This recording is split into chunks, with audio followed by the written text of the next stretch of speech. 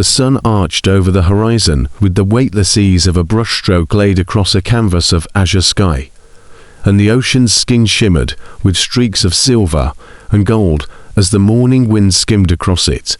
The beaches of Hawaii stretched wide and glistening, grains of sand warm to the touch even at this hour, and the waves broke with a cadence that seemed to pulse in rhythm with the heartbeat of the island itself. Beneath the rustling palms and the long shadows of their fronds, people moved in scattered patterns, tourists balancing cameras against their chests, children pressing their toes deep into the sand to find coolness underneath, surfers walking with boards tucked under their arms. But among them, in the casual flow of humanity along the edge of paradise, two lives would draw near, as if pulled by invisible cords that hummed with inevitability. Her name was Eileen. She stood at the edge of the tide with her sandals dangling from her fingers, letting the foam curl around her ankles before retreating, leaving her feet wet and glistening.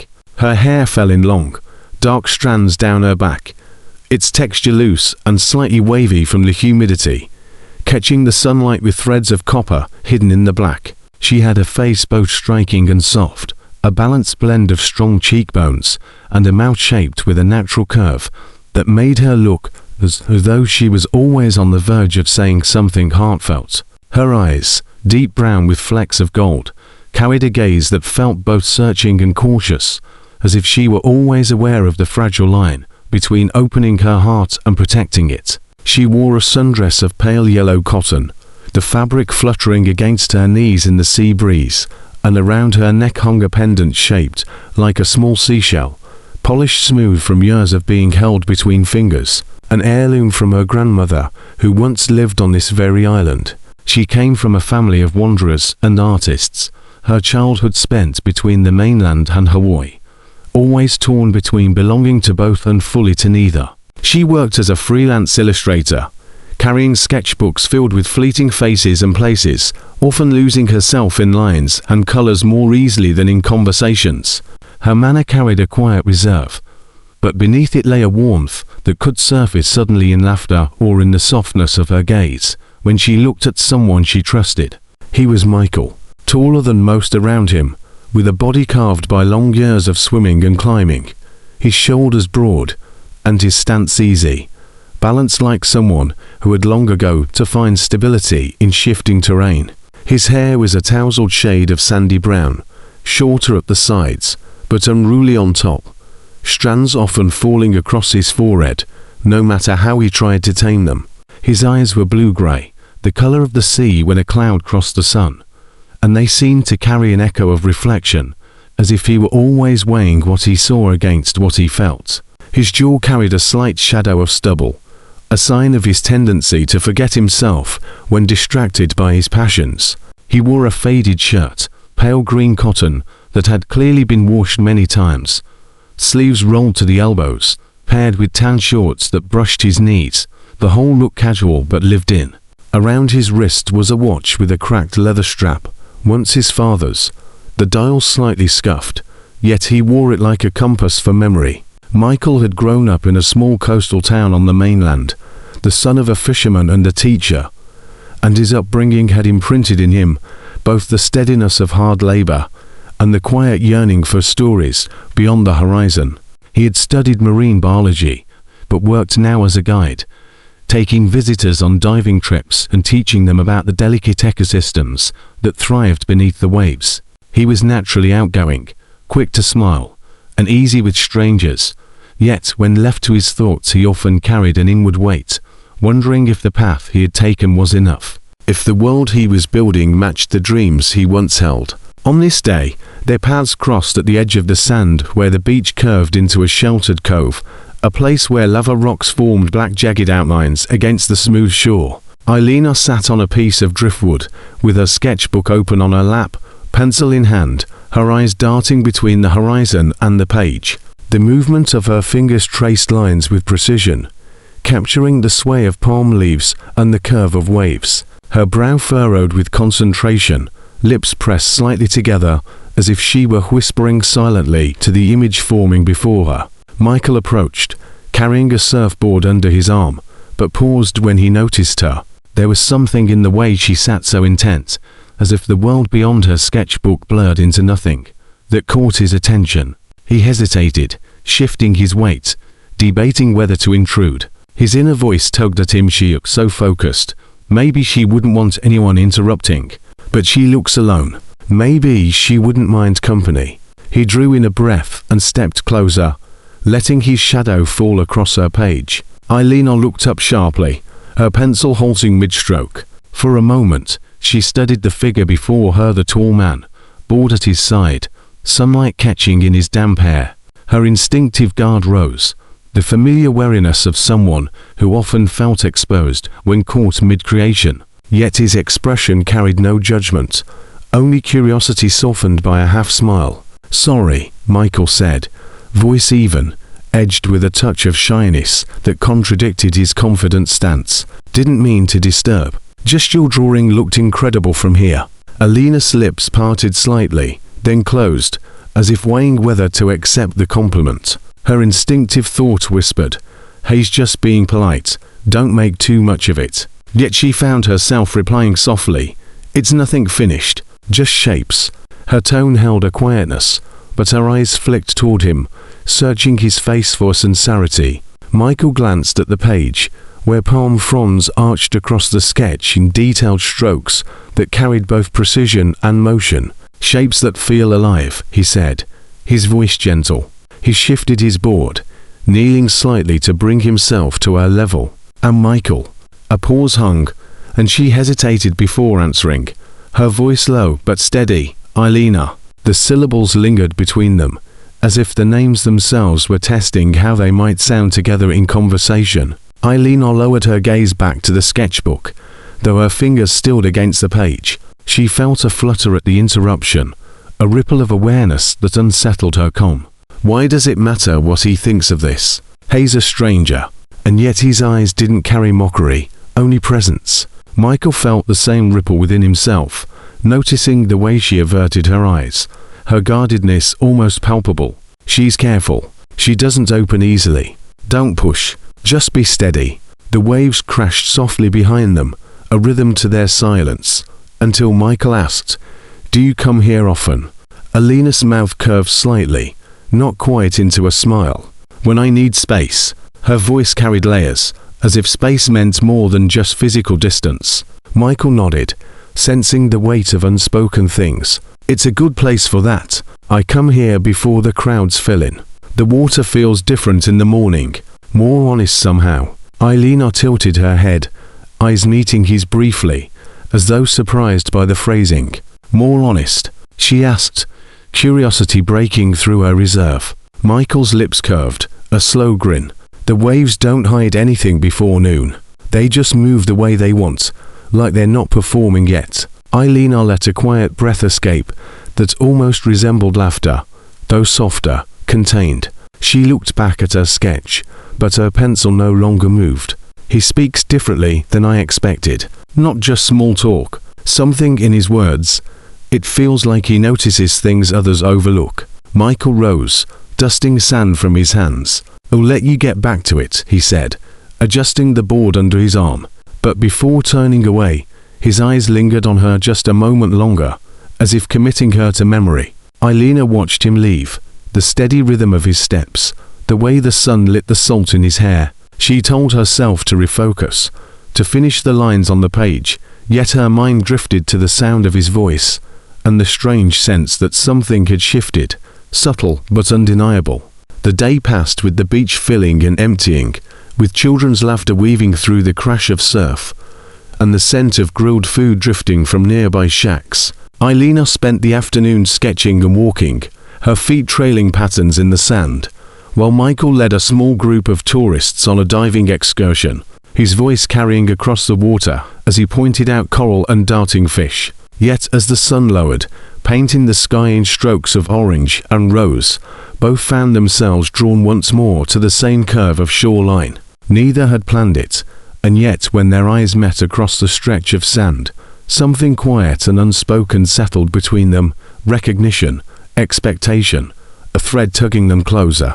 And so the story of Eilina and Michael began on that beach, not with fireworks or declarations, but with the supple weight of glances and the softness of words carefully exchanged. It was a beginning woven of silence and tide, of careful steps forward, and pauses thick with what remained unsaid, unfolding slowly, like the measured rise of the moon over the sea. The twilight deepened, and the air cooled as shadows stretched along across the sand, but Eilina and Michael lingered near the tide's edge, if both were reluctant to break the spell of proximity. The shoreline had emptied somewhat, the daytime chatter replaced with the quieter cadence of waves folding upon themselves. Eilina walked slowly, her sandals still dangling from her fingers, tracing the edge of the water, while Michael matched her pace a few steps to the side. Neither spoke at first, the silence resting between them like a fragile bridge, but their movements remained aligned, each aware of the other's presence without need for words. Michael finally broke the stillness with a question that sounded simple but carried more weight in the asking. "Do you ever draw people?" His tone was careful, testing, as though he knew the intimacy of such a subject. Eilina glanced toward him, her lips pressing together in thought. "Sometimes," she admitted. Her voice was soft but honest, her gaze lowering to her feet as the water lapped against them. "But it's harder. People don't stay still, and they reveal more than they know." Her words hung, as though she had spoken more about herself than about her art. Michael considered her answer, his mind lingering on her phrasing. "Reveal more than they know. She understands people more deeply than she lets on." He gave a faint smile, the kind that curved his mouth but softened in his eyes. "That sounds like a reason to draw them, not avoid them." Eilina let a quiet hum escape her. Not quite agreement, but not dismissal either. "He doesn't understand it's not about skill. It's about exposure. To capture someone is to admit what you see in them. That's risk." She tucked a strand of hair behind her ear, fingers brushing against the damp salt that had clung from the sea breeze. Her eyes drifted out toward the horizon, where the last blaze of the sun dipped into the ocean. Michael followed her gaze, letting the silence stretch again, but this time the silence felt companionable, filled with unspoken things instead of emptiness. As they walked further, they reached a cluster of lava rocks that jutted like dark sculptures into the water. Michael set his board down carefully, leaning it against the rocks, then climbed up with ease born of familiarity. He extended a hand toward her without thinking, the gesture natural, as though he had always done so. Eilina hesitated, her eyes flicking between his outstretched hand and his face. His expression was open, patient, no demand in his stance. Slowly, she placed her hand in his, and the contact sent a ripple through both of them. The warmth of his skin contrasted with the coolness of the evening air, his grip firm, but not overbearing. Her breath caught slightly, though she masked it by focusing on climbing the rocks, using his steadiness to balance herself. Michael felt the texture of her palm against his, the slight roughness from pencil and paper, a detail that anchored itself in his mind. She feels like someone who has spent hours with her craft, someone grounded in her own way. He released her hand once she was settled, though a part of him wanted to hold it longer, and they both stood gazing at the ocean stretching endlessly before them. The sky had shifted into deeper blues, stars beginning to prick through the veil of dusk, and the moon's pale glow spread across the water in a trembling path. "Beautiful," Eilina whispered, almost to herself. Michael looked at her profile in the dim light, the curve of her cheek, the way her hair stirred in the wind, and felt the word extend beyond the scenery. He caught himself before speaking, instead allowing the moment to linger without pushing it further. She sensed his glance, her pulse quickening, though she kept her eyes forward. "Why do I feel so seen? He's just standing here, not even speaking, yet it feels as though he hears what I don't say." The night deepened, and eventually Eilina closed her sketchbook and slid it into her bag. "I should go," she said, though her voice carried a softness that betrayed a reluctance. Michael nodded slowly. "Of course. Maybe we'll see each other again here." The suggestion hovered, tentative but hopeful. Eilina gave the faintest of smiles, her eyes glimmering in the moonlight. "Maybe." With that, she stepped down from the rocks, her movements graceful yet hurried, as if she needed the space to gather herself. Michael remained for a moment longer, watching her retreat, the sound of her footsteps blending with the surf. He told himself not to expect too much, not to build stories from a single meeting. Yet as he lifted his board and began the walk back, he could not quiet the thought that something had shifted within him, that he had crossed an unseen threshold. The days that followed unfolded with a rhythm that felt both ordinary and quietly charged. Eilina returned to the beach each morning, sketchbook in hand, telling herself it was her routine, though she knew she lingered longer than usual, glancing at the stretch of sand where she had first met him. Michael continued his work guiding groups, but he found his eyes drifting toward the shore whenever he returned from the water, searching for a familiar figure. And so their paths crossed again and again, sometimes in chance encounters along the tide, sometimes with the faintest intention guiding their steps. One afternoon, under a sky so bright it seemed to hum with heat, Eilina sat beneath the shade of a palm, sketching the curve of the horizon where the sea kissed the sky. Michael approached with 2 bottles of cold water in hand, beads of condensation sliding down the sides. He held one out to her without a word, and she accepted, fingers brushing against his. The touch was brief, yet enough to spark awareness between them. "Thank you," she murmured, unscrewing the cap and taking a sip. The water tasted sharp and cool, a small relief against the sun's relentless press. Michael settled beside her, stretching his legs in the sand, his movements unhurried. "Do you ever show your drawings to anyone?" he asked. Eilina glanced at him, her eyes narrowing slightly in thought. "Sometimes, to people who understand." Her tone carried a weight, as though she measured the worthiness of her audience carefully. Michael gave a small nod. "I'd like to understand, if you'd let me." The words pressed against her like the tide against the shore, steady, insistent, but not forceful. She looked down at the sketch in her lap, the lines not yet complete, and felt her pulse quicken. Why does the thought of showing him matter so much? Why does it feel like bearing more than the page? She hesitated, then turned the sketchbook slightly, letting him see the unfolding landscape. His gaze lingered, not with criticism, but with genuine attention, the kind that studied each stroke, if it carried meaning. "You see things differently," he said softly, his voice almost reverent. "You capture the stillness inside motion." Eilina blinked, startled by the accuracy of his observation. "How does he see what I don't say aloud?" As the days slipped into evenings, their conversations deepened, each word and silence weaving a tapestry of connection. Michael spoke of the ocean, of the way coral reefs breathed with a life that most never noticed, of the fragility hidden beneath their beauty. Eilina listened, her eyes reflecting his passion, and in turn she spoke of the way lines on a page could hold the soul of a place or a person.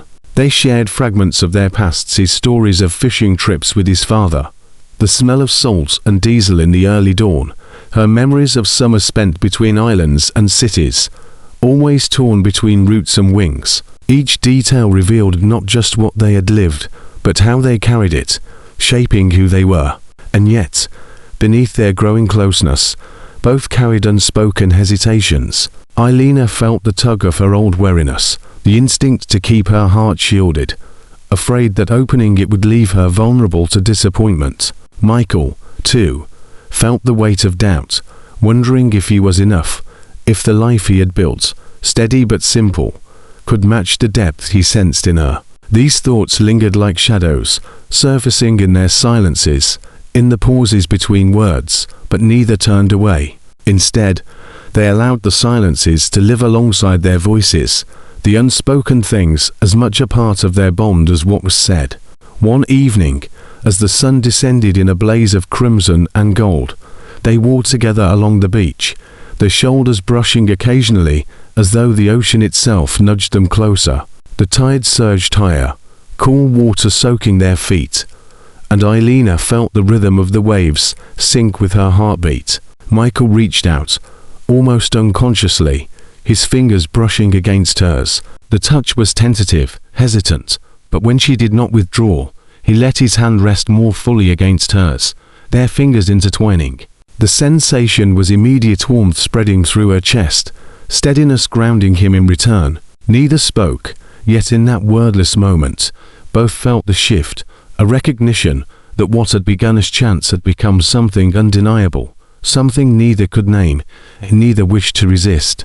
The moonlight rose strong over the Pacific, casting a silver path across the restless surface of the waves, and Eilina and Michael walked along it, as if the shore itself had narrowed into a road only wide enough for two.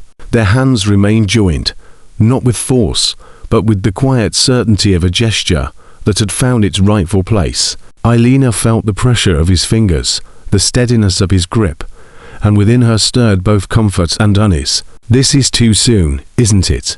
But why does it feel as if I've known the weight of his hand for far longer than a few days? Michael's chest tightened with a different thought. Don't rush. Let her decide the pace. Just let this silence be enough.